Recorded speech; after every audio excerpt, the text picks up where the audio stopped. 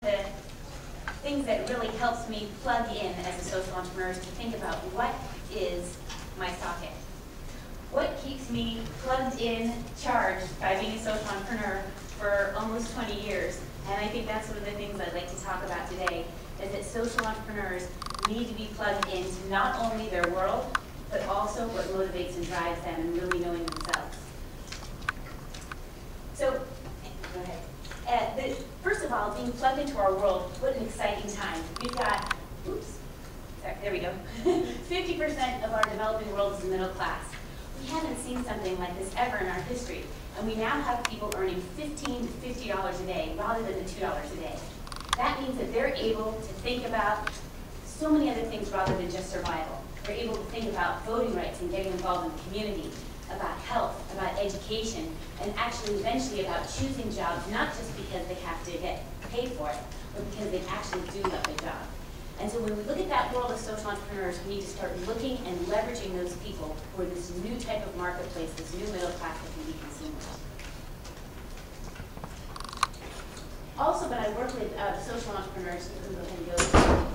A lot of what we talk about is they say, well, what are the needs? Or what winners in the web-based marketplace are going to be the ones that are looking at quality and building relationships of trust.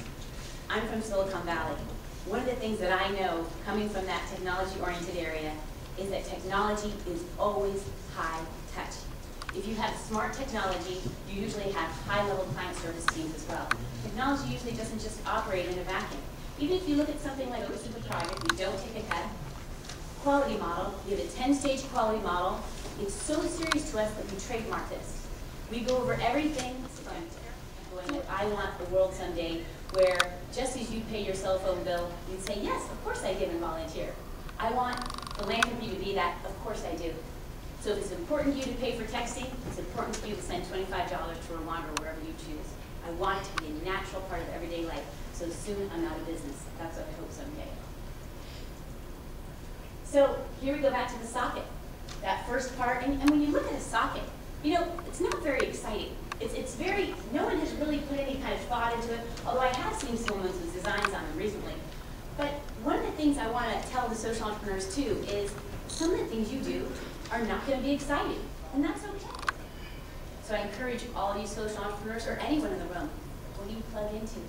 What really keeps you grounded? What keeps you motivated in doing what you're doing and running the organizations and initiatives you're doing?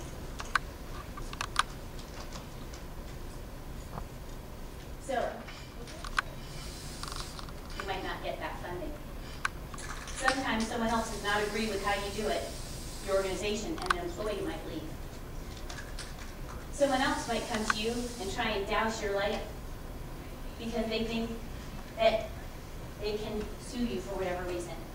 And I want to encourage you as a social entrepreneur that this can just bounce off you. That light is still there. You just put on a new one.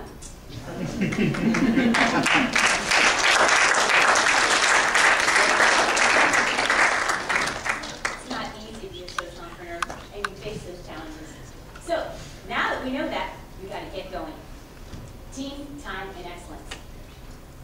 Team. We know Jim Collins' book, From Good to Great. A lot of time measurements where people are constantly measuring it on their BlackBerries and just go, go, go, go, go.